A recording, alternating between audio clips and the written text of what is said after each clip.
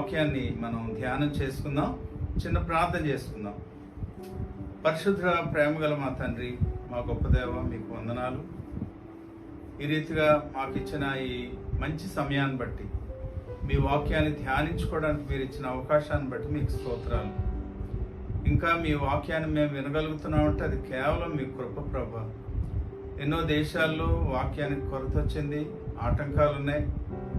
మరి వాక్యాన్ని నమ్మలేని స్థితిలో అనేక మంది ప్రజలు ఉన్నారు. మా దేశంలో కూడా చాలామంది ఉన్నారు.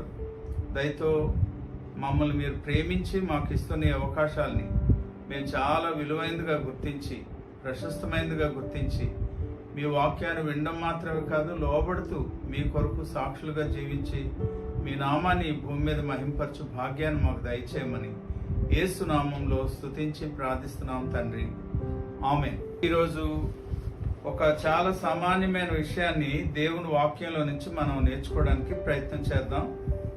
యేసు ప్రభు వారు ఆయన మత్తయి సువార్తలో, మత్తయి రాశాడు విషయాలు 5, 6, 7 అధ్యాయాల్లో ఆయన కొండ మీద ఒక ప్రసంగం చేసినట్లు మనం చూస్తాం. అయితే ఆ ప్రసంగం చేసే సమయంలో ముగింపులోకి వస్తున్న 7వ అధ్యాయంలో అక్కడ ఆయన ఒక చాలా ఆశ్చర్యకరమైన మాటలు మాట్లాడినట్లు మనం చూస్తాం. ఉదాహరణకు మీరు మత్తయి సువార్త 7వ అధ్యాయం 24వ వచనం నుండి తెరిచి చూడండి. నేను చదువుతున్నాను, దయచేసి గమనించండి.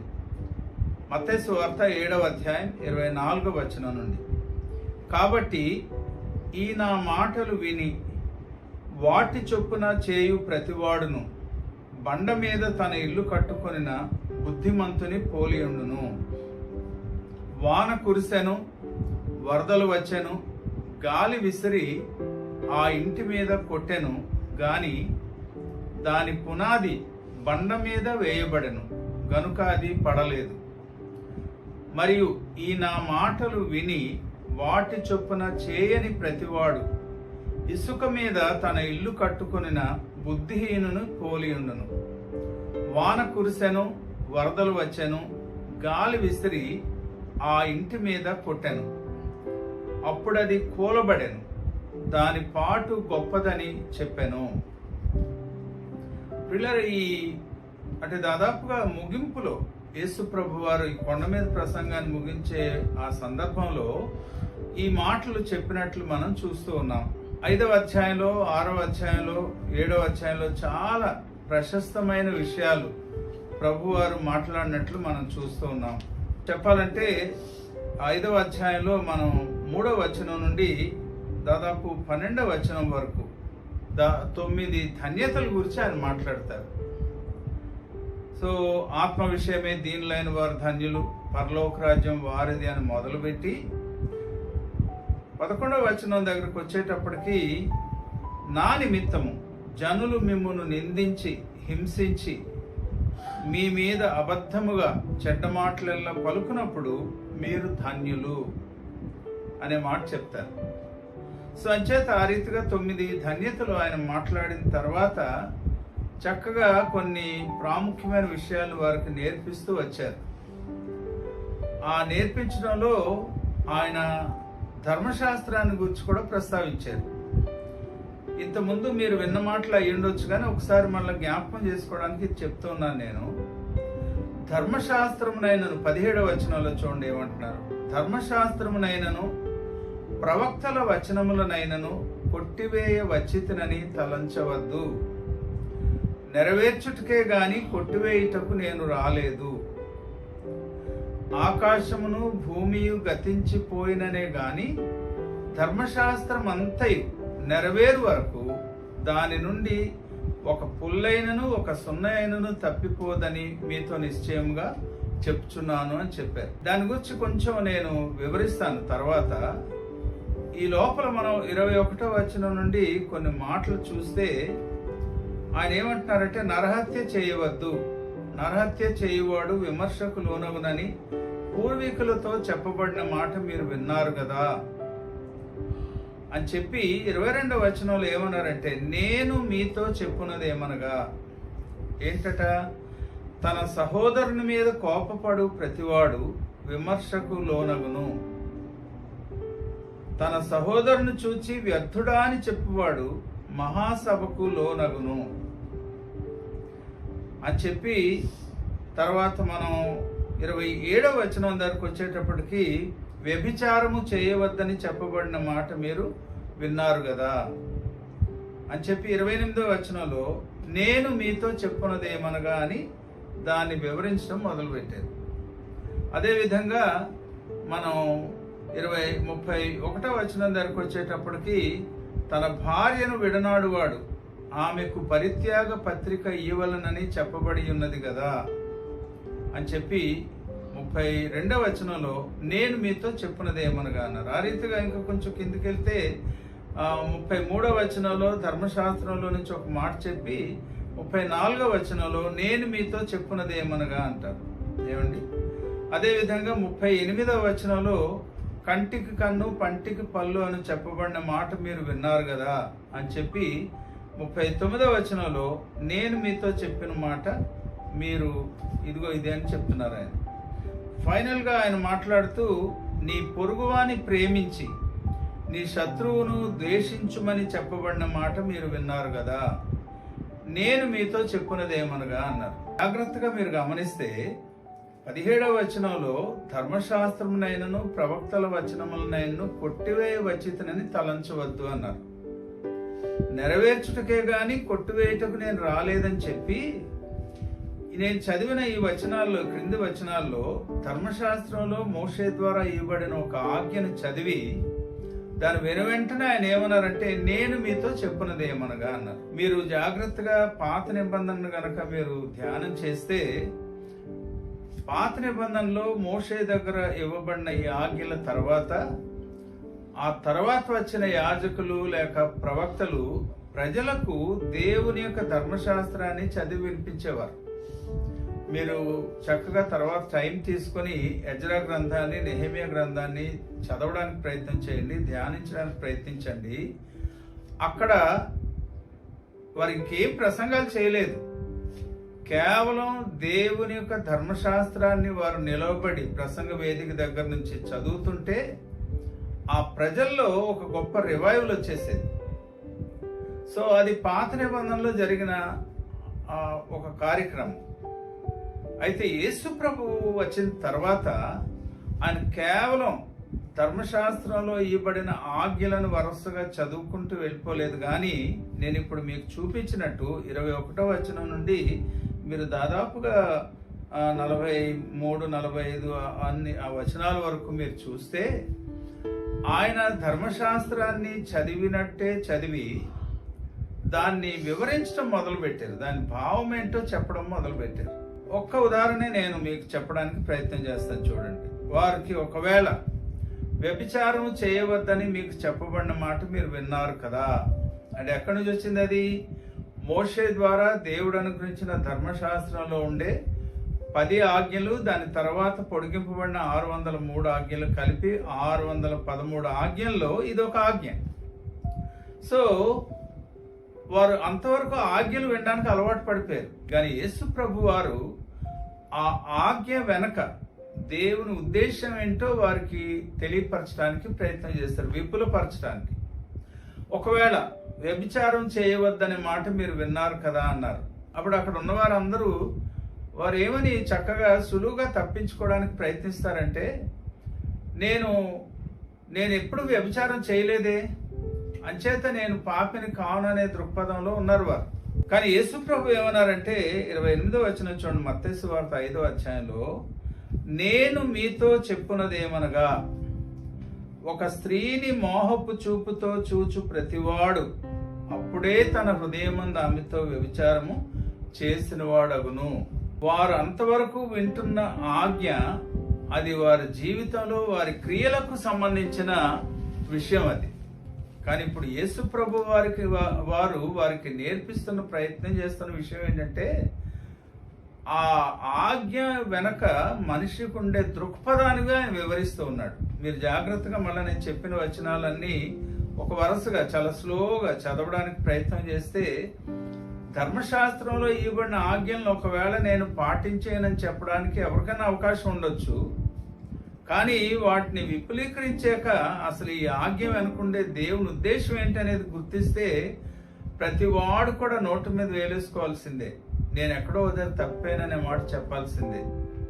సో ఆ రీతిగా యేసు ప్రభు వారు వారికి బోధిస్తున్నట్లు మనం చూసాం. అది ఒక విషయం. రెండో విషయం ఏంటంటే 17వ వచనం దగ్గర చాలా మంది ఈరోజు చర్చిలో దాదాపు చర్చ్ అంటే సార్వత్రిక సంఘంలో దాదాపు 90% మందికి ఒక ఆలోచన ఏంటంటే దేవుడు మోషే ద్వారా ఇచ్చిన ధర్మశాస్త్రం అనగా ఆజ్ఞలన్నీ ఇంకా మనం పాటించడానికి ఇచ్చాడు గనక వాటిని మనం తప్పనిసరిగా పాటించాలనే ఆలోచనలో ఉండిపోయారు వారు. యేసు ప్రభు చెప్పిన మాటే దానికి బేసిస్ వారికి. ఏమిటని? ధర్మశాస్త్రంనైనను ప్రవక్తల వచనములనైనను కొట్టివేయవచ్చితనని తలంచవద్దు, నెరవేర్చుటకే గాని కొట్టివేయటకు నేను రాలేదని ప్రభు చెప్పారు. సో అంచేత వారు ఏమనుకుంటున్నారంటే ధర్మశాస్త్రాన్ని ప్రభువే నెరవేరిస్తే మనం కూడా నెరవేర్చాలన్న ఆలోచనలో ఉన్నారు.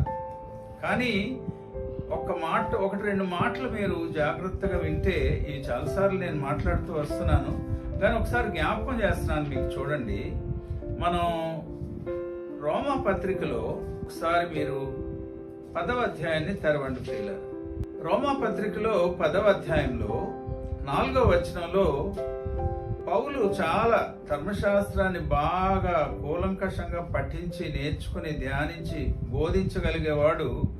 ఆయన ఇప్పుడు యేసుక్రీస్తు నమ్మిన తర్వాత ఏమని చెప్తున్నాడంటే, రోమా పత్రిక 10వ అధ్యాయం 4వ వచనం, విశ్వసించు ప్రతివానికి నీతి కలుగుటకై క్రీస్తు ధర్మశాస్త్రమునకు సమాప్తి అయి ఉన్నాడు. ఎక్కువ వివరాలు దీని గురించి మాట్లాడక్కర్లేదు. నేను ధర్మశాస్త్రంలో కేవలం కొన్ని ఆజ్ఞలు, ఇంగ్లీష్లో డూస్ అండ్ డోంట్స్ అంటాం, అంటే ఇవి చెయ్యాలి ఇవి చేయకూడదనే ఆజ్ఞలు ఉంటాయి. యాక్చువల్గా మీకు తెలిసే ఒక విషయం, ధర్మశాస్త్రంలో ఇంకా సబ్సెక్షన్స్ గురించి మనం చెప్పాలంటే ఒకసారి బైబిల్ తెరవండి. ఆదికాండంలో 26వ అధ్యాయంలో అబ్రహాము టైంలోనే అబ్రహామును గూర్చి దేవుడిచ్చిన సాక్ష్యంలో మనం చూస్తే అక్కడ ఏమనుందో దయచేసి చూడండి. ఆదికాండం 26వ అధ్యాయం 5వ వచనం, ఏలయనగా అబ్రహాము, జాగ్రత్తగా గమనించండి మాటలు, నా మాట విని, అది అండర్లైన్ చేయండి, నా మాట విని అనే దగ్గర, నేను విధించిన దాన్ని అంటే నా విధులను, తర్వాత నా ఆజ్ఞలను, తర్వాత నా కట్టడలను, ఫైనల్ గా నా నియమములను గైకొనెనని చెప్పాను. అబ్రహాము జీవించిన దినాల్లో ఎన్ని ఆజ్ఞలున్నాయి, ఎన్ని విధులున్నాయి, ఎన్ని కట్టడలున్నాయి, ఎన్ని నియమములు ఇచ్చాడు దేవుడు చెప్పండి. ఆలోచించండి ఒకసారి. ఆజ్ఞలు అనే మాట రాగానే మనం సపోజ్ ఎవరినైనా కొంచెం బైబిల్ కొంచెం చదువుకున్న వారిని అసలు పాపం అంటే ఏంటి అనగానే వచ్చే ఫస్ట్ రిప్లై ఏంటి తెలుసండి? ఆజ్ఞాతిక్రమమే పాపం అంటారు. ఎక్కడ తీసుకుంటారు అది? యోహాను రాసిన మొదటి పత్రికలో 3వ అధ్యాయంలో నుంచి తీసుకుంటారన్నమాట కదండి. యోహాను మొదటి పత్రిక 3వ అధ్యాయంలో 4వ వచనంలో 2వ భాగం, ఆజ్ఞాతిక్రమమే పాపం అన్నారు. సరే, ఇప్పుడు మళ్ళీ ఆదికాండంలోకి మీరు వస్తే అబ్రహాము ఏంటేంటివి పాటించాడంటే అక్కడ బైబిల్ సాక్ష్యం ఏం చెప్తుందండి, లేక పరిశుద్ధాత్ముడు మోషే ద్వారా ఏమని రాయించాడు అబ్రహాం గురించి? అబ్రహాము నా విధులను, నా ఆజ్ఞలను, నా కట్టడలను, నా నియమములను గైకొన్నాడు అని చెప్పారు. మళ్ళీ జ్ఞాపకం చేస్తున్నాను, అబ్రహాము చనిపోయిన తర్వాత సుమారు 500-600 సంవత్సరాల తర్వాత దేవుడు మోషే ద్వారా ధర్మశాస్త్రాన్ని ఇచ్చాడు. ఆ ధర్మశాస్త్రంలో మనకు ఆజ్ఞలు, విధులు, నియమాలు, కట్టడలు కనబడతాయి. సో యోహాను రాసిన ఆ మాట దేనికి వర్తిస్తుందంటే మోషే ద్వారా దేవుడిచ్చిన ధర్మశాస్త్రానికి సంబంధించింది. అది ఒకవేళ ఎవరైనా దాన్ని అతిక్రమిస్తే అది పాపంగా పరిగణించేవాడు దేవుడు. మరి అబ్రహాము, సో ఈ మాటలు మనసులో పెట్టుకుని మరొకసారి మనం మత్తయి సువార్తలోకి వద్దాం. మత్తయి సువార్తలో యేసు ప్రభు 5వ అధ్యాయంలో చెప్పిన మాటలు మనం చూస్తూ ఉన్నాం. ధర్మశాస్త్రంను కానీ ప్రవక్తల వచనాలను కానీ నేను కొట్టివేయ వచ్చిందని తలంచుకోండి అంటే, మరి యేసుక్రీస్తు విశ్వసించు ప్రతి వారికి నీతి కలగడానికని యేసుక్రీస్తు ధర్మశాస్త్రానికి సమాప్తి అయి ఉన్నాడని మత్తయి సువార్త రాయించిన పరిశుద్ధాత్ముడే మళ్ళా పౌలు చేత ఎలాగ రోమా పత్రిక రాయించాడు. ఒకసారి ఆలోచన చేయండి. అందుచేత ఇప్పుడు ఇక్కడ మనం గమనించాల్సిన ఒక విషయం ఏంటంటే, దీన్ని వివరించాలంటే చాలా టైం పడుతుంది, కానీ కొద్ది మాటల్లో చెప్తున్నాను చూడండి. యేసు ప్రభు వారు చెప్పిన ఈ ధర్మశాస్త్రం, నేను దాన్ని కొట్టివే రాలేదు కానీ నెరవేర్చటకే వచ్చానన్నాడే. ఏంటా ధర్మశాస్త్రం అనేది మనం గమనిస్తే మనం జాగ్రత్తగా ఒక మాట జ్ఞాపకం చేసుకోవాలి. ఉదాహరణకు గలతీ పత్రిక చూద్దాం ప్రియులారా. గలతీ పత్రికలో నాతో పాటు పంచకాండాలు కానీ లేకపోతే బైబిల్ స్టడీ చేసిన వారికి ఇవన్నీ అలవాటు అయిపోయిన మాటలే, కానీ మరొకసారి ఇవన్నీ జ్ఞాపకం చేసుకోవాలనే ఉద్దేశంతో నేను మాట్లాడుతున్నాను. గలతీ పత్రికలో మీరు ఒకసారి 2వ అధ్యాయంలో 19వ వచనంలో పౌలు చెప్పిన మాట నేను చదువుతున్నాను చూడండి. గలతీ పత్రిక 2:19. నేనైతే దేవుని విషయమై జీవించు నిమిత్తము ధర్మశాస్త్రము వలన ధర్మశాస్త్రము విషయమై చచ్చిన వాడనైతిని.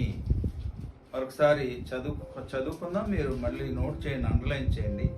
నేనైతే దేవుని విషయమై జీవించు నిమిత్తము ధర్మశాస్త్రము వలన ధర్మశాస్త్రము విషయమై చచ్చిన వాడనైతిని.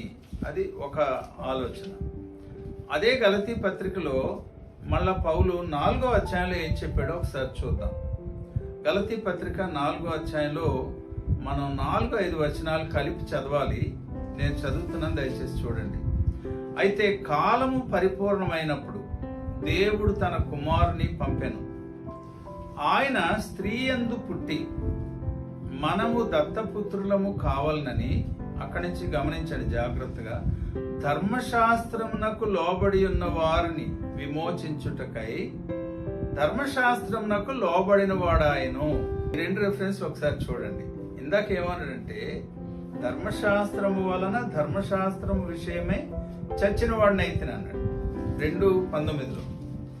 4-5 వచనాలు ఏమంటాడంటే ధర్మశాస్త్రమునకు లోబడి ఉన్న వారిని విమోచించుటకై ధర్మశాస్త్రమునకు యేసుక్రీస్తు ప్రభు స్త్రీ యందు పుట్టి లోబడిన వాడయ్యాడు అన్నాడు. చిన్న మాట మీరు గమనించండి. సాధారణంగా మనం సువార్తను అందించేటప్పుడు పాపానికి లోబడిన వారిని విమోచించడానికి యేసుక్రీస్తు లోకానికి వచ్చాడని మనం చెప్తాం. పాపంలో పడిపోయి పాపానికి సాతానికి దాసులైపోయిన వారికి విమోచన కావాలి. మరి దేవుడై ఇచ్చిన ధర్మశాస్త్రంకి లోబడిన వారికి విమోచన ఎందుకు? గమనించారా? 4వ అధ్యాయంలో మనం గలతీ పత్రికలో ఈ మాట చెప్పుకున్నాం. అదేవిధంగా 2వ అధ్యాయంలో కూడా గలతీ పత్రికలో నేను దేవుని కొరకు జీవించడానికని ధర్మశాస్త్రము వలన ధర్మశాస్త్రము విషయమే చచ్చిన వాడిని అంటాడు. ఒకేసారి 2 pairs ఆఫ్ వర్డ్స్ వాడారు, గమనించండి 2 చోట్ల. ఎక్కువ ఆలోచనకు సమయం ఇవ్వకుండా మనం గమనించాల్సింది, నేర్చుకోవాల్సింది ఏంటంటే, మొదటి ఈ సందర్భంలో 2:19లో ధర్మశాస్త్రము వలన ధర్మశాస్త్రము విషయమే చచ్చిన వాడిని అన్నాడు. సో అంచేత అక్కడ 2 ధర్మశాస్త్రాలు కనబడుతున్నాయి. 2 ఒక పదం కాదు, లేక ఒక అర్థం ఇచ్చేవి కాదు. ధర్మశాస్త్రము వలన అంటే అర్థం ఏంటంటే 5 పంచఖండాలని కలిపి వాటికి ధర్మశాస్త్రం అని పేరు. అదే సందర్భంలో మోషే ద్వారా దేవుడిచ్చిన 613 ఆజ్ఞలకు కూడా ధర్మశాస్త్రం అని పేరు ఉంది. సో ధర్మశాస్త్రాన్ని నెరవేర్చకపోతే, ఏది మోషే ద్వారా దేవుడిచ్చిన 613 ఆజ్ఞలకు, నియమాలకు, కట్టడలకు, విధులకు లోబడకపోతే వారికి శిక్ష వస్తుంది.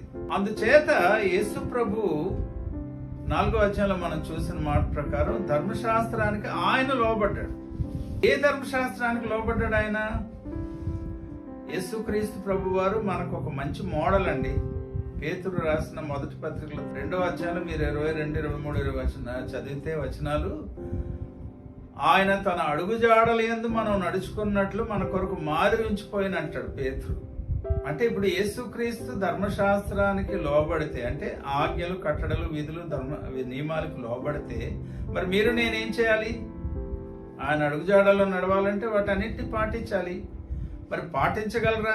ఒక కుటుంబానికి వారు చేసిన పాపాలకు బలి ఇవ్వడానికి కనీసం ఒక్కొక్కరికి ఒక్కొక్క గొర్రె పిల్లన్న కొనాలనుకుంటే, మేము ఇప్పుడు ఒక ఏరియాలో ఉంటాం, అక్కడ చాలా గొర్రె పిల్లలు, మేక పిల్లలు ఉంటాయి. వాటి ఖరీదు ఒక్కొక్కటి 3,000, 5,000 ఉన్నాయి. సో ఒక 5గురు ఉండే కుటుంబంలో 25,000 ఖర్చు పెట్టాలి ఒక పాపానికి. అన్నట్టు బళ్ళన్నీ ఎక్కడ పడితే అక్కడ ఇవ్వడానికి కావద్దు. మళ్ళీ ఇవన్నీ ఎక్కడ తీసుకెళ్ళాలి? యెరూషలేముకు తీసుకెళ్ళాలి. అక్కడికి వెళ్ళే ఖర్చు ఎంత? సో ఎవరు ఇవన్నీ చేయగలరు? కానీ అందుకే నేను ముందే ఒక వాక్యం మీకు చూపించాను. యేసుక్రీస్తు ప్రభువారు విశ్వాసముతో మనం దేవుని బిడ్డలవ్వడానికి మార్గం ఏర్పాటు చేసే ఉద్దేశంతో ఆయన ధర్మశాస్త్రానికి సమాప్తి చేసి శిలువలో తన ప్రాణాన్ని బలియాగంగా అర్పించారు. ఇంక మళ్ళీ మనం ఎక్కడికి వెళ్ళి బలి అర్పించాల్సిన పని లేకుండా. అందుచేత ఇంతకీ యేసు ప్రభు లోబడిన ధర్మశాస్త్రం ఏంటి అంటే, ఒక 2-3 వచనాలు మీరు త్వరగా చూడాలి. ఆదికాండంలో 3వ అధ్యాయంలో 15వ వచనాన్ని నేను చదువుతున్నాను, దయచేసి చూడండి. ఆదికాండం 3వ అధ్యాయంలో 15వ వచనంలో, మరియు నీకును స్త్రీకిని, నీ సంతానమునకును ఆమె సంతానమునకును వైరము కలుగజేసేదను. ఆయన నిన్ను తల మీద కొట్టును, నీవు ఆయనను మడిమ మీద కొట్టుదు అని చెప్పాను. నీకును స్త్రీకిని, నీ సంతానమునకు ఆమె సంతానమునకు అన్నాడు. అంటే ఎవరు ఆమె సంతానం అంటే ఎవరు?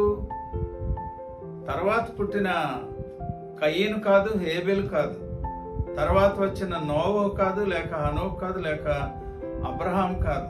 అబ్రహాం కుమారుడైన యాకోబు, ఇశ్రాయేల్గా మారిన యాకోబు సంతానమైన దావీదు సంతానంలో నుంచి వచ్చిన యేసుక్రీస్తు ఆ సంతానం. అచేత యేసుక్రీస్తుని గురించిన మొట్టమొదటి ప్రవచనం బైబిల్లో ఎక్కడుందంటే, సాధారణ క్రైస్తవులు సండే స్కూల్ నుంచి నేర్చుకున్న ప్రకారం గబుక్కునిచ్చే జవాబు ఏంటంటే యెషయా 7:14 ఉందంటాం. కన్యక కుమారుని గర్భము ధరించి కుమారుని కన్నని. కానీ యాక్చువల్ గా యేసుక్రీస్తు లోకంలో జన్మిస్తాడన్న వాగ్దానం పాపం లోకంలో ప్రవేశించిన మరుక్షణంలో దేవుడు ఆయన అనుగ్రహించినట్లు ఇక్కడ మనం చూస్తున్నాం. సువార్త ప్రారంభం ఇది. సరే, అలా రండి. ఇంకా మీరు 12వ అధ్యాయంలో అబ్రాహాంతో మాట్లాడిన మాటలు చూడండి ఒకసారి. అబ్రాహాంతో మాట్లాడుతూ ఆయన ఏమంటాడో 2వ వచనంలో, నిన్ను గొప్ప జనముగా చేసి నిన్ను ఆశీర్వదిస్తానని చెప్పి నీ సంతానానికి ఈ దేశాన్ని ఇస్తానంటాడు మళ్ళీ దేవుడు. ఇంకా 15వ అధ్యాయం చూడండి. ఆదికాండం 15వ అధ్యాయంలో 5వ వచనంలో, నీ సంతానము అలాగవునని చెప్పాడండి. అర్థమైందండి?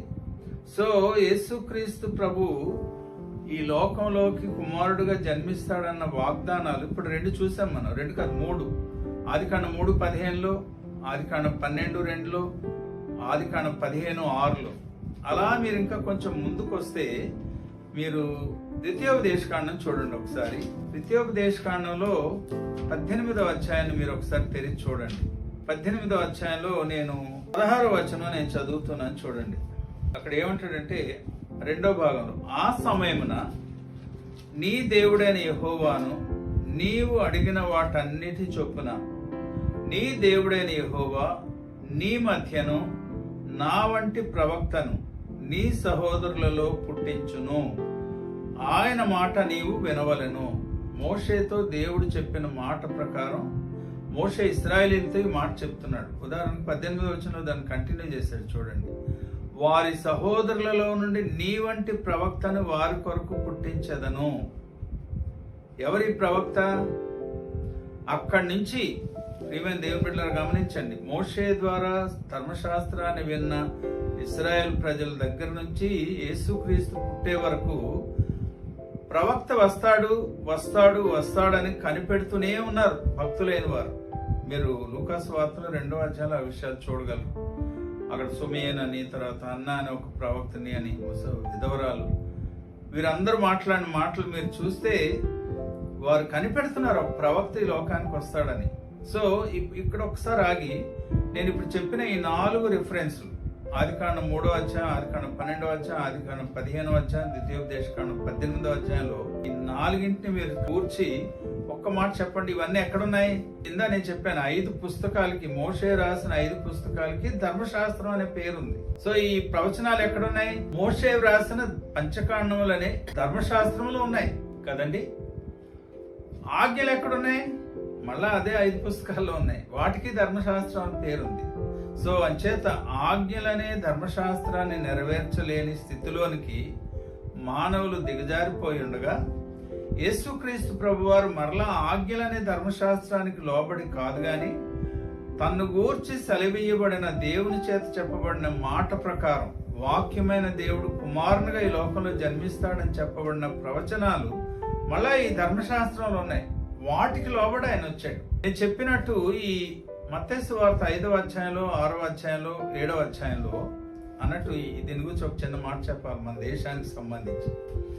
ఈ ఇంగ్లీష్ లో వీటిని సర్మన్ ఆన్ ద మౌంట్ అంటారు. మహాత్మా గాంధీ గారికి చాలా ప్రియమైన యేసుక్రీస్తు యొక్క బోధ ఏదంటే సర్మన్ ఆన్ ద మౌంట్. ఆయన బోధల్లో అహింసా సిద్ధాంతం ఆ కొండ మీద ప్రసంగం నుంచి తీసుకున్నాడు ఆయనని కూడా మనం చెప్పొచ్చు. సో అంచేత యేసు ప్రభు వారు బాగానే బోధించారు. చివరిలోకి వచ్చేటప్పటికి ఆయన ఒక హెచ్చరిక చేశారు. ఈ రోజుల్లో ఇవి చాలా ప్రాముఖ్యమైన హెచ్చరికలు ప్రియులారా. అంచేత మనం ఒకసారి దాన్ని చూడడానికి ప్రయత్నం చేద్దాం. అబద్ధ ప్రవక్తలను గూర్చి జాగ్రత్త పడుడి అన్నారు 7వ అధ్యాయంలో 15వ వచనంలో. వారు గొర్రెల చర్మములు వేసుకొని మీ వద్దకు వత్తురు, కానీ లోపల వారు క్రూరమైన తోడేళ్ళు అన్నారు అని చెప్పి తర్వాత 17వ వచనంలో మీరు చూస్తే అలాగే ప్రతి మంచి చెట్టు మంచి ఫలములు ఫలించును, పనికిమాలిన చెట్టు కాని ఫలములు ఫలించును అని చెప్పి 19వ వచనంలో మంచి ఫలములు ఫలింపని ప్రతి చెట్టు నరకబడి అగ్నిలో వేయబడును, కాబట్టి మీరు వారి ఫలముల వలన వారిని తెలుసుకొందురు. యేసు ప్రభు వారు ముగింపులోకి వచ్చేటప్పటికి పైన ధన్యతలు మాట్లాడాక ధర్మశాస్త్రాన్ని గురించి వివరించిన తర్వాత నేను 6వ అధ్యాయంలో ఎక్కువగా మాట్లాడలేదు. 7వ అధ్యాయంలో ముగింపులోకి వచ్చేటప్పటికి ఆయన అబద్ధ ప్రవక్తలు గొర్రెల చర్మం వేసుకున్న తోడేళ్ళు లాంటి వారు వస్తారు, జాగ్రత్త అని చెప్పాడండి. ఈరోజు సాధారణమైన అమాయక క్రైస్తవులు బైబిల్ ఎవరు పట్టుకొని 4 మాటలు ధారాళంగా మాట్లాడేస్తే వారందరూ దైవజనులు అనుకునే మోసంలో పడిపోతున్నారు. అది చాలా అపాయకరమైన విషయం. అన్ని దేశాలు ఇలాంటి వారు ఉన్నారు. కానీ ప్రభు ఏం చెప్తున్నారంటే 20వ వచనంలో 5వ అధ్యాయంలో 20వ వచనంలో మీరు వారి ఫలముల వలన వారిని తెలుసుకుందరు అన్నారు అని చెప్పి దానికి ఒక చక్కని ఉదాహరణ చెప్పారు. 21వ వచనం నుండి చూడండి ప్రియులారా. ప్రభువా ప్రభువా అని నన్ను పిలుచు ప్రతివాడును పరలోక రాజ్యంలో ప్రవేశింపడు, గాని పరలోకమందున్న నా తండ్రి చిత్త ప్రకారము చేయువాడే ప్రవేశించును. జాగ్రత్త గమనించండి. ఆ తర్వాత ఏమన్నారో చూడండి. ఆ దినమందు అనేకులు నన్ను చూచి ప్రభువా ప్రభువా మేము నీ నామమున ప్రవచింపలేదా, నీ నామమున దయ్యములను వెళ్ళగొట్టలేదా, నీ నామమున అనేకమైన అద్భుతములు చేయలేదా అని చెప్పుదురు. చాలా గొప్ప విషయాలు కదండి. ఆయన పేరు మీదే ప్రవచనాలు చెప్పారంట, ఆయన పేరుతోనే దయ్యాలను వెళ్ళగొట్టారంట, ఆయన పేరు మీదే అద్భుతాలు చేశారంట. ప్రస్తుతం మనుషులు ఈ వీటితోనే మోసపోతున్నారండి. సాధారణ క్రైస్తవుడు ఎప్పుడు ఆశించేది ఏంటంటే పాస్టర్ గారులు ఎవరైనా దేవుని సేవకులు ఎవరైనా నా తల మీద చేయి పెట్టి నా గూర్చి దేవుడు ఏమైనా చెప్తే అది నాకు చెప్తే బాగుండు అనుకుంటారు. వారు వాక్యం చదవరు, వాక్యంలో ఏముందో గ్రహించే ప్రయత్నం చేయరు. నువ్వు ఫలానా పాపంలో ఉన్నావు, ఫలానా అవిధేయతలో ఉన్నావు, జాగ్రత్తగా నీ బ్రతుకు మార్చుకో అని వాక్యం ప్రకారం హెచ్చరిస్తే వారికి నచ్చదు. వారికి కావలసిందంతా ఏంటంటే కేవలం ఓ చిన్న ప్రార్థన, అది కూడా ఆశీర్వాదానికి సంబంధించిన ప్రార్థన. అవసరమైతే కొన్ని డబ్బులు కానుకలు అనే పేరు చెప్పి డబ్బులు ఇచ్చి మరి ప్రార్థన చేయించుకుని దీవించబడుతుంటారు. దీవెన కావాలి. కానీ యేసు ప్రభు అలా మోసపోలేదు. వారు అలా చెప్పితే మనమైతే ప్రవచనాలు, దయ్యాలు వెళ్ళగొట్టడం, అద్భుతాలు అంటే వారు గొప్ప దైవజనులని టైటిల్ ఇచ్చేస్తుంటాం. కానీ యేసు ప్రభు ఏమన్నారంటే నేను 23వ వచనం చూడండి. మత్తయి సువార్త 7వ అధ్యాయం 23వ వచనం. నేను మిమ్మును ఎన్నడను ఎరుగను. చాలా వింతగా ఉంది కదండి. వాళ్ళు ఏమన్నారు చూడండి, తేడా గమనించండి. నీ నామమున మేము ప్రవచించాం, నీ నామమున దయ్యాలు వెళ్ళగొట్టాం, నీ నామమున మేము అద్భుతాలు చేశాం. కానీ ప్రభు ఏమంటున్నారు, నేను మిమ్మును ఎన్నడూ ఎరుగను, అక్రమము చేయవారులారా నా యొద్ద నుండి పొండని వారితో చెప్పాడండి. మనం ఇందాక చదువుకున్న ప్రారంభంలో చదివిన 7వ అధ్యాయంలో 24వ వచనం నుండి 27వ వచనం దాకా చదివేమే, దానికి బేసిస్ ఇది, ఆధారం ఇది. క్రైస్తవులంగా మనం ఎంత జాగ్రత్తగా మెలకుగా ఈ లోకంలో ఇప్పుడు ప్రస్తుత పరిస్థితుల్లో జీవించాలనేది మనం నేర్చుకోవాలి ప్రియులారా. యేసు ప్రభు ఎంత క్లియర్గా వారికి ఏమనేసారంటే, నేను మిమ్మల్ని ఎరగను, అక్రమం చేయవాళ్ళరా గెట్ అవుట్ అన్నాడు, పొండి నా దగ్గర నుంచి అన్నాడు. అది చెప్పిన తర్వాత అప్పుడు ఆయన ఏమన్నారంటే, కాబట్టి దేర్ఫోర్ 24వ వచనం, ఈ నా మాటలు విని వాటి చొప్పున చేయు ప్రతివాడును బండ మీద తన ఇల్లు కట్టుకొనిన బుద్ధిమంతుని పోలియుండును అని చెప్పారు. సో ఈ దాదాపుగా ఇవే మాటలు మనం ఒకసారి బైబిల్ తెరవండి, లూకా సువార్తలో చూద్దాం ప్రియులు. అక్కడ ఒక చిన్న అడిషనల్ వర్డ్స్ ఒకటి రెండు వాడాడు లూకా ఒక వైద్యుడు, డాక్టర్ అనమాట. అన్నీ చాలా జాగ్రత్తగా పరిశీలించి చూస్తాడు. లూకా సువార్త 6వ అధ్యాయంలో 46వ వచనం నుండి మనం చూస్తాం. అక్కడ ఏమంటారంటే, నేను చెప్పు మాటల ప్రకారము మీరు చేయక ప్రభువా ప్రభువా అని నన్ను పిలుచుట ఎందుకు అన్నారు. ఆ తర్వాత వాడిని మాటలు చూడండి, 47వ వచనం నుండి. ఒక్కొక్క మాట నేను వేరువేరుగా చదువుతున్నాను చూడండి. నా యొద్దకు వచ్చి, నోట్ చేయండి, ఒకటో మాట. రెండవది నా మాటలు విని. మూడవది వాటి చొప్పున చేయు ప్రతివాడు. అర్థమైందండి? ఇది చాలా ఇంపార్టెంట్ టాపిక్ లోకి మనం ఇప్పుడు వస్తున్నాం. యేసు ప్రభు వారు 3 అధ్యాయాల ప్రసంగం అంటే ఎంత దీర్ఘమైన ప్రసంగం ఏంటదండి. ఆ ప్రసంగం ముగింపులో చెప్తున్న మాటలు ఇవేంటి. ఫస్ట్ మాట ఏమన్నారంటే, నా యొద్దకు వచ్చి అని. ప్రియమైన దేవుని బిడ్డలారా, ఈ మాట దయచేసి అందరూ చాలా శ్రద్ధగా వినాలని నేను కోరుతున్నాను. మీరు ఒకవేళ చర్చ్కి వస్తున్నారేమో, లేక మీరేమో ఒకవేళ ఎవరైనా ఒక పాస్టర్ గారి దగ్గరికి వస్తున్నారేమో, లేక మీరు ఏదైనా ఒక బైబిల్ స్టడీ గ్రూప్కి వెళ్తున్నారేమో, అన్ని బాగానే ఉన్నాయి. అని ప్రభువు చెప్పిన మాట ఏంటంటే, కమ్ టు మీ, నా యొద్దకు వచ్చి. నిన్న ఒక చిన్న విషయం నా పాస్టర్ గారు నాకు చెప్పారు. ఆమె ఒక డాక్టర్ గారితో మాట్లాడుతూ ఆమెకు సువార్త చెప్పడానికి ప్రయత్నం చేశారు. అమ్మ, ఎప్పుడైనా యేసు ప్రభు గురించి విన్నారా, ఎప్పుడైనా చర్చికి వెళ్ళారంటే, వెళ్ళేదానండి. మేము చదువుకున్న రోజుల్లో మా ఫ్రెండ్స్ మేము కలిసి చర్చికి వెళ్తుండేవాళ్ళం. వినండి, ఇప్పుడు చెప్పే మాట వినండి జాగ్రత్తగా. అంటూ ఏమని తెలిసింది ఆవిడ, నేను వాళ్ళతో కలిసి నా ఫ్రెండ్స్తో, క్రిస్టియన్ ఫ్రెండ్స్తో కలిసి, ఆవిడ క్రిస్టియన్ కాదండి, వాళ్ళతో కలిసి వాళ్ళు చర్చికి వెళ్ళేదాన్ని, వాళ్ళు కూడా మా గుళ్ళకి వచ్చేవారు మాతో కలిసి అన్నది. మీరు ఎవరి దగ్గరికి వచ్చారు? గుడి దగ్గరకా, లేక గోపురం దగ్గరకా, లేకపోతే ఎవరో దీవిస్తారని ప్రార్థన కోసమా? ఈరోజు క్రైస్తవులు జాగ్రత్తగా గమనించాల్సిన విషయం ఏంటంటే, మనం వెళ్ళవలసింది ప్రభు దగ్గరకు ప్రియులారా. మీరు సువార్తలు 4 జాగ్రత్తగా చదవండి. యేసుక్రీస్తునందు విశ్వాసం ఉంచిన వారిని గూర్చి అక్కడ రాయబడిన విషయాలన్నింటిలో మీరు చూస్తే, ఆయన వెంబడించిన వారు ఆయన దగ్గరకు వచ్చారు. ఒకసారి ఆయన ఒక మాట అనేసారండి, కొంచెం కఠినమైన మాట, కానీ ప్రభు మరి మొహమాటం లేకుండా మాట్లాడతారు కదండి. ఒకసారి చూడండి ప్రియులారా, ఆయన దగ్గరకు వచ్చిన వారి గురించి ఆయన ఒక చిన్న మాట అన్నాడు చూడండి ఒకసారి. యోహాను సువార్తలో 6వ అధ్యాయంలో యేసు ప్రభు వారిని వెతుక్కుంటూ వారు వెళ్తున్నారండి. యోహాను సువార్త 6వ అధ్యాయంలో 24వ వచనంలో చాలా కష్టమైన ప్రయాణం, సముద్రం దాటి వెళ్తున్నారు. ఆ సముద్రం అద్దరిని 25వ వచనంలో, యోహాను సువార్త 6వ అధ్యాయంలో 25వ వచనంలో ఆయన చూశారండి. చూసి చూడండి, ఎంతో ఆతృతతో ఏమడుతున్నారంటే, బోధకుడా నీవెప్పుడు ఇక్కడికి వచ్చితమని అడిగారండి. ఈరోజు ప్రియులారా, యేసుక్రీస్తు ప్రభువుని వెంబడించేవారు చాలా తక్కువ మంది, అప్పుడు కూడా తక్కువే. ఇంతమంది జనం వచ్చి, ప్రభా ఏంటి, ఎక్కడికి వెళ్ళిపోయి నువ్వు, ఎప్పుడు వచ్చావు ఇక్కడికి అని అడుగుతుంటే, ఆయన ఉబ్బి తబ్బిబ్బైపోయి, ఇంతమంది నా కోసం వచ్చారా అని ఆ ఊరికే సంతోషపడిపోవాలి కదండి, ఉబ్బలాట పడిపోవాలి కదా.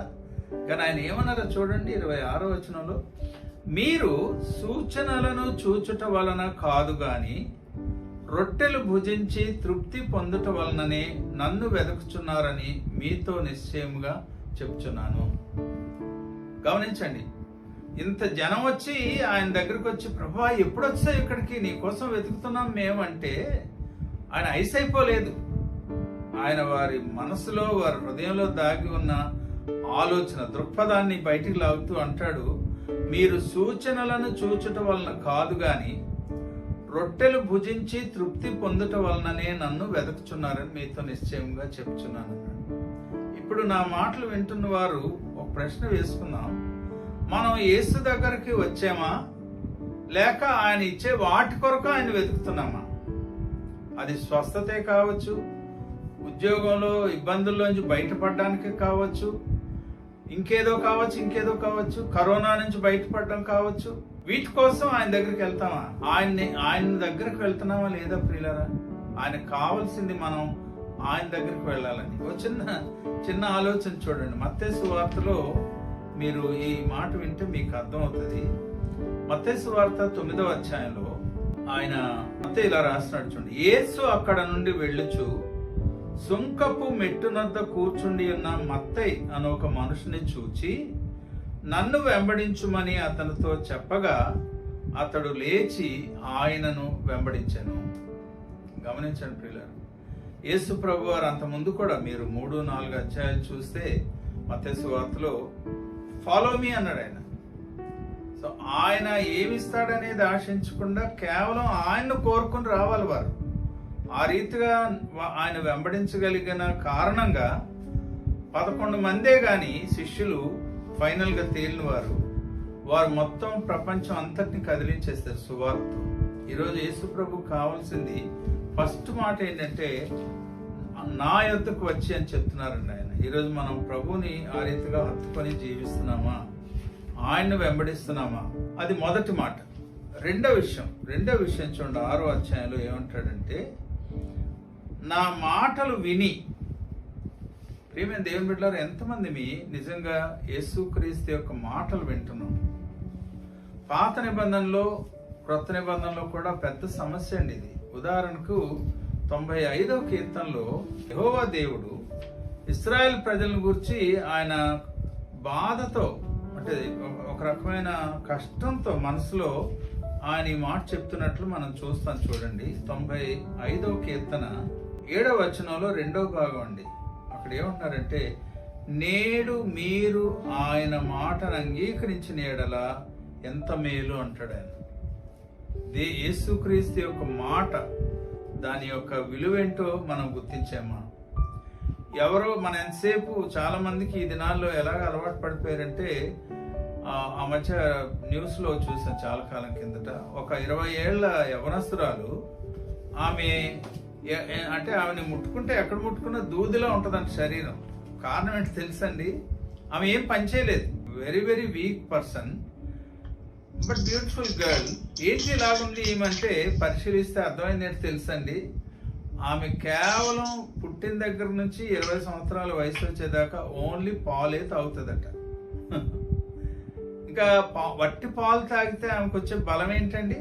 యేసు ప్రభు వారు ఆయన మాట్లాడిన మాటలు కేవలం దీవెనకు సంబంధించిన మాటలే వినే అలవాటుకు ఒకవేళ అలవాటు పడిపోయి ఉంటే దానివల్ల ఉపయోగం లేదు. ఆయన ఎంతో బాధతో ఏమంటాడంటే నేడు మీరు ఆయన మాట అంగీకరించిన ఎంత మేలని. దీని గురించి చాలా చెప్పచ్చు. ఇంకొక మాట మనం యాకోబు పత్రికలో నుంచి మనం చూద్దాం. చూడండి, యాకోబు పత్రిక 1వ అధ్యాయం తెరవండి.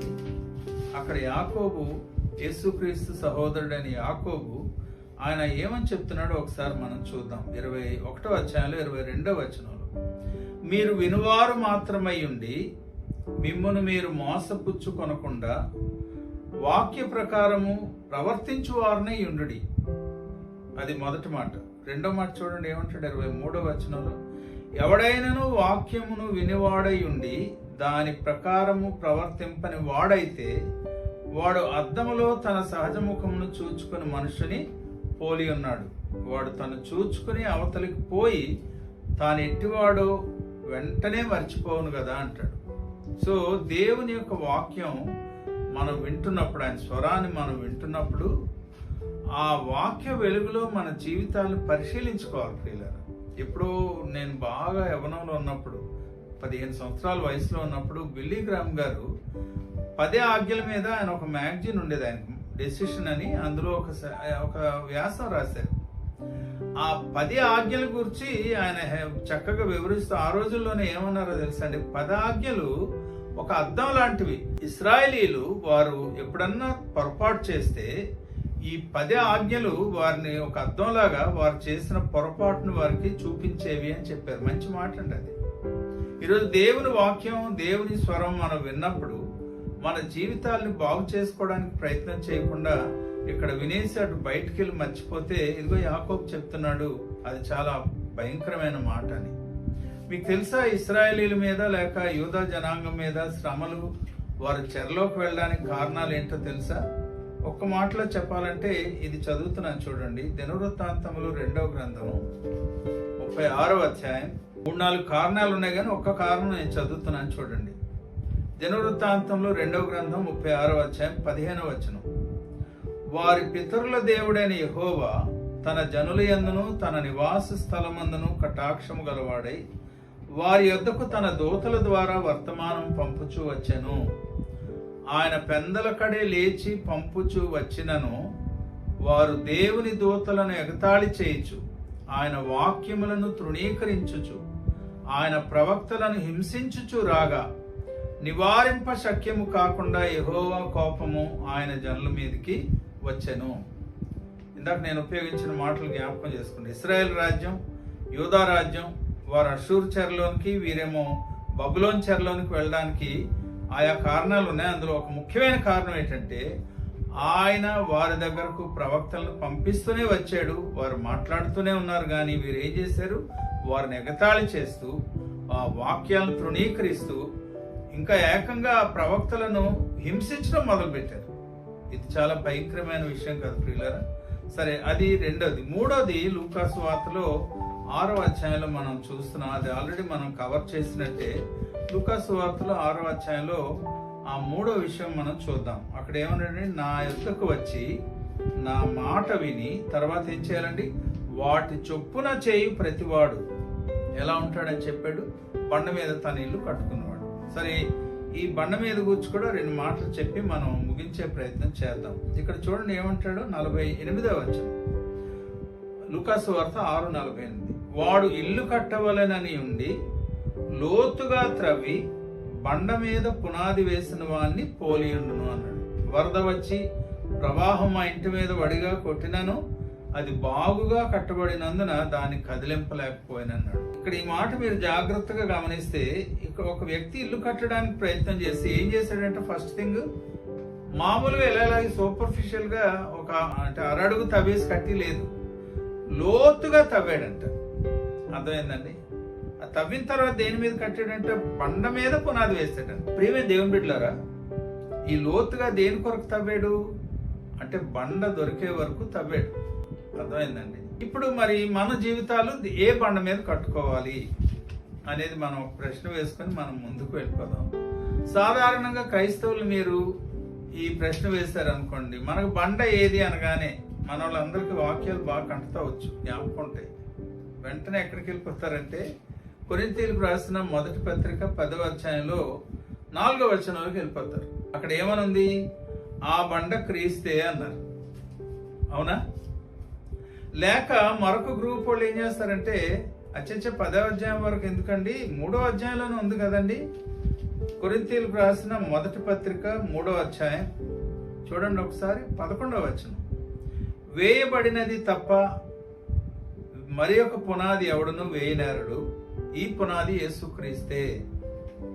సో అక్కడేమో ఈ పునాది అన్నాడు, ఇక్కడేమో బండ అన్నాడు. గనక పునాది లేక బండ ఎవరండి?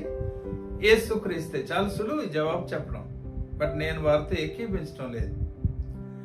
యేసుక్రీస్తు మాట్లాడిన మాటల్లో నుంచి మనం ఇక్కడికి రావాలి.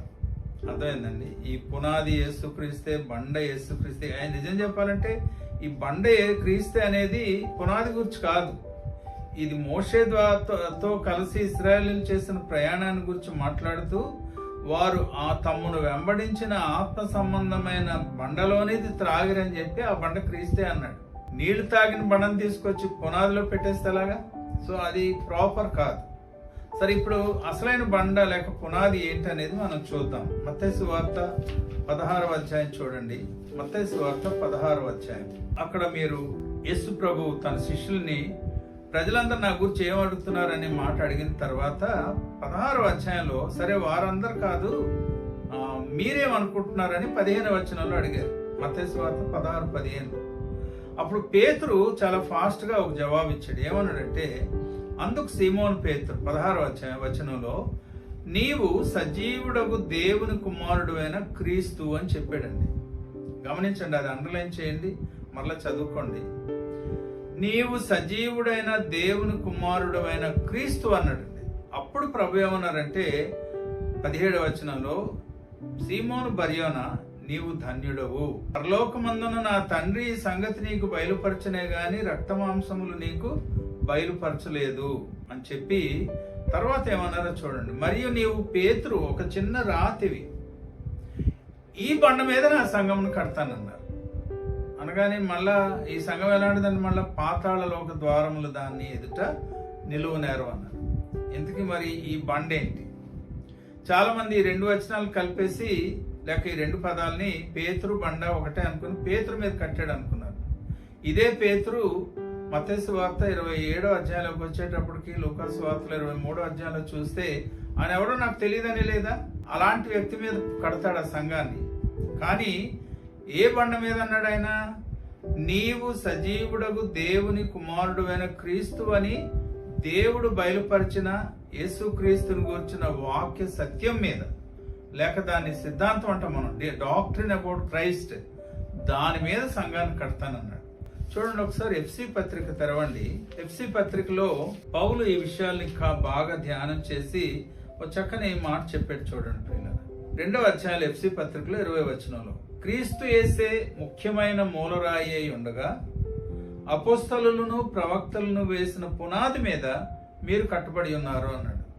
సో ఇక్కడ మనం గమనిస్తే అపోస్తలులను ప్రవక్తలను వేసిన పునాది మీద క్రీస్తు యేసేమో మూలరాయి అన్నారు. మనకి మూలరాయి అనగానే మనకు చిన్న దురలవాటు ఉంది భారతదేశంలో లేక ఆంధ్రలో, ఏదైనా పునాది తవ్వాలంటే ఏదో మూల తవ్వుతాం, అక్కడ పునాది ముందేస్తాం, దాన్ని మూలరాయి అంటాం. కానీ యాక్చువల్గా ఇది మూలరాయి అనేది ఇంగ్లీష్లో దీని అర్థం ఏంటంటే క్యాప్ స్టోన్, అంటే ఇది పైనుండే రాయి. ఇప్పుడు మనం గమనిస్తే ఇక్కడ 2 మాటలు చెప్పాడు. అపోస్తలులను ప్రవక్తలను వేసిన పునాది మీద మీరు కట్టుబడి ఉన్నారు. ప్రవక్తలందరూ కలిసి మీరు దేవుని వాక్యాన్ని జాగ్రత్తగా పరిశీలిస్తే ఈ ప్రవక్తల యొక్క ప్రవచనాలన్నిటి యొక్క సారాంశం ఒక్క మాటలో చెప్పాలంటే ఒకసారి ప్రకటన గ్రంథం తెరవండి. ప్రకటన గ్రంథంలో 19వ అధ్యాయంలో 10వ వచనంలో ఆఖరి భాగం చూడ లైన్, అక్కడ ఏమంటాడంటే యేసును గూర్చిన సాక్ష్యము ప్రవచన సారము అంటాడు. అంటే ప్రవచనం అంతటి యొక్క సారం ఏంటంటే యేసుక్రీస్తు. అంచేత మీరు పాత నిబంధన, మీరు ఆదికాండం నుంచి మోషే రాసిన ఆదికాండం నుంచి మలాకి గ్రంథం దాకా చదివితే యేసుక్రీస్తుని గురించిన ప్రవచన సారం అందులో మీకు కనబడుతుంది. దాన్ని తీసుకొని అపోస్తలు, మీరు అపోస్తలు కారు 2వ అధ్యాయం నుంచి చదివి చూడండి, వారు ఏం మాట్లాడినా సరే పాత నిబంధనలో ఇవ్వబడిన మాటలు, చెప్పబడిన మాటలన్నీ, యేసుక్రీస్తుని గురించిన మాటలన్నీ తీసుకొని వారు సువార్తను అందిస్తే సంఘం కట్టుబడింది. అంచేత ప్రవక్తలు అనే వారు చెప్పిన సత్యాల్ని అపోస్తలు తీసుకుని వారు పునాది వేశారు. ఆ పునాది ఎవరి గురించి అంటే యేసుక్రీస్తుని గురించిన సత్యం అది. దాని మీద దేవుడు తన సంఘాన్ని కడుతూ ఉన్నాడు. సంచేత అందుకనే ఎన్నో సునామీలు, ఎన్నో భూకంపాలు, ఎన్నో కరోనాలు వచ్చినా సరే, యుద్ధాలు వచ్చినా సరే, క్రైస్తవ్యానికి వ్యతిరేకత ఎదురైనా సరే సంఘం మాత్రం స్థిరంగానే నిలబడింది. యేసు ప్రభు వారు 16వ అధ్యాయంలో చెప్పిన మాట నెరవేరుతున్నట్టు మనం చూస్తాం మత్తయి సువార్త. ఆ సంఘంలో మనం ఒక భాగమే ఉన్నాం. అంచేత యేసు ప్రభు దగ్గరకు వద్దాం, ఆయన మాట వినడానికి వినమంటే లోబడదాం, ఆయన కొరకు జీవించడానికి ప్రయత్నం చేద్దాం. మన విశ్వాసం అంతా కూడా ఆయన గూర్చిన సత్యం మీద కట్టుకుందాం. అప్పుడు ఎలాంటి పరిస్థితుల్లోనైనా సరే మనం కదలకుండా ఉంటాం. ప్రార్థన చేసుకుందాం. ప్రేమగల మా తండ్రి, మీకు వందనాలు. ఈ వాక్యాన్ని మా అందరి జీవితాల్లో నెరవేర్చమని వేడుకుంటున్నాం. ఈ వాక్యమైన బిడ్డలందరిలో గొప్ప విశ్వాసాన్ని మీరు కలిగించండి. వాక్యాన్ని నేర్చుకుంటూ వాక్య సత్యాలని గ్రహిస్తూ మా విశ్వాసాన్ని యేసుక్రీస్తుని గూర్చిన సిద్ధాంతం మీద, సువార్త మీద మేము కట్టుకొని విశ్వాసంతో చివరి వరకు జీవించే భాగ్యాన్ని మాకు దయచేయమని యేసు నామంలో ప్రార్థిస్తున్నాం తండ్రి. ఆమేన్. మన తండ్రి అయిన దేవుని ప్రేమ, ప్రభు అయిన యేసుక్రీస్తు యొక్క కృప, పరిశుద్ధాత్మ దేవుని దీవెన సదాకాలము మీకు తోడైండి నడిపించును గాక. ఆమేన్.